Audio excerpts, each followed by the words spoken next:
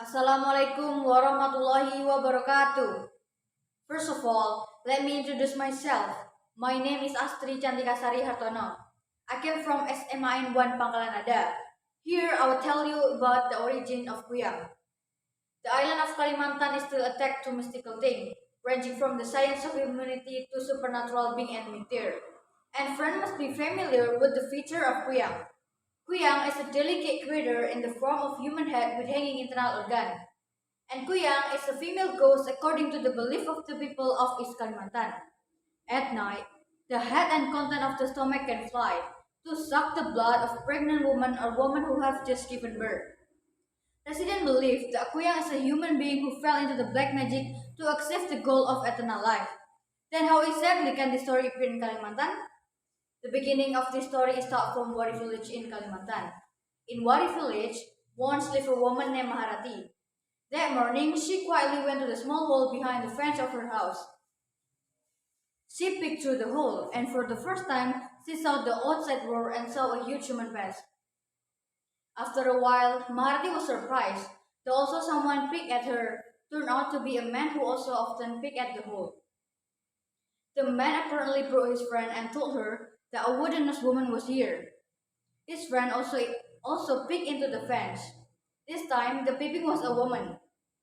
Maharati smiled, and she finally, for the first time, found a new friend. The woman took Maharati out and played with them, but Maharati refused the invitation. But the woman continued to invite, and finally Maharati agreed to it. And she came out using a rope carriage by the children, while her three new friends kept paying attention to the shape of her nose. They were curious about the shape of Maharati's nose. Maharati explained that she did not have a nose like normal people in general. Mantir, one of Maharati's new friends, told the other friends that he managed Maharati to get out of her house.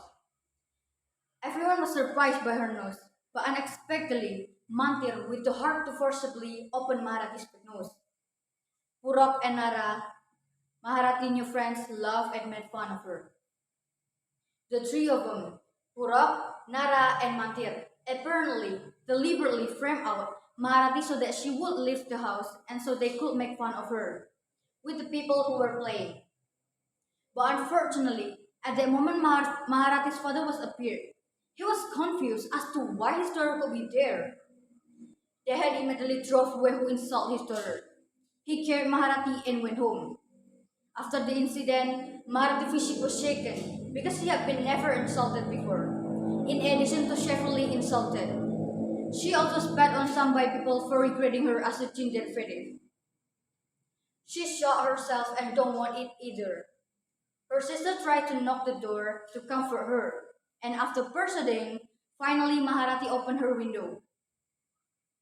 And she no longer sat and returned to play with her sister. But Maharati still has a grudge with her three new friends and won a revenge. Sometime later, it turned out that the children still often pick at Maharati. Maharati smiled at them and invited them to enter her house.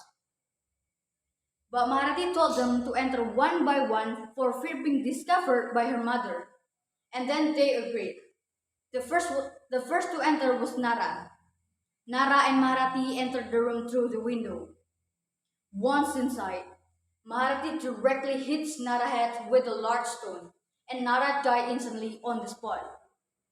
Maharati put Nara's body in a sack, and the sack was put in undercarriage of the bed. And now it's Purok's turn. When he entered, he also killed the same way when she killed Nara. One day, Maharati met a grandmother. She told her if she wanted to be beautiful, she had to drink a blood of a pregnant woman. And suddenly, the grandmother turned into a beautiful young woman to convince Maharati. Maharati was very surprised to see the change of the grandmother, and she also wanted. But unfortunately, Maharati did not know that the grandmother was a ghost who tried to influence her. Day to day, Maharati kept thinking about the grandmother advice, and she always dreamed about the grandmother. Until one time in her dream, the grandmother wrote a spell written in banana leaves. When she woke up, the leaf was already beside her. After that, Maharati desperately looking for a pregnant woman for drinking her blood. So she knew a news from someone giving birth in her village. Maharati approached the pregnant woman's house and entered the undercarriage of the stage house. When the baby came out, Maharati raised her mouth to the blood blowing between the floor. And then she immediately drank it and then she ran away. The next day, Maharati was surprised because she finally had a nose and she finally able to leave the house seamlessly. And the man also began to teach her. For only a few days, Maharati again lost her nose and began ugly as usual. When she was confused, the grandmother reappeared and gave advice to eat the babies alone so that she will return beautiful and the nose was back intact. Maharati, who did not want to lose her beauty looking a baby there, and took her away to the forest. After she reached out the forest, she immediately killed it and then ate it. Until one night, Maharati get caught trying to kidnap a baby there. Maharati get arrested and paraded by the villagers. Felt very angry, the villager beheaded Maharati, and her family was expelled from the village. But surprisingly, unbeknownst to the villagers, Maharati, who had been beheaded, turned out to not be able to die. But on her neck there are still traces on the piece that somehow still linger and never disappear. Banjar people characterize Kuyang as a long-haired woman who, when walking during the day, always covered the stroke mark on her neck. In the end, this figure was given name Kuyang by the villagers. That's the story I can tell you. Mystical story, occult, and urban legend are stories that cannot be believed by everyone, but everyone has their own belief. We live in a real world that is directly adjacent to supernatural realm. Very many things that beyond common sense, but all of it is real. Wassalamualaikum warahmatullahi wabarakatuh.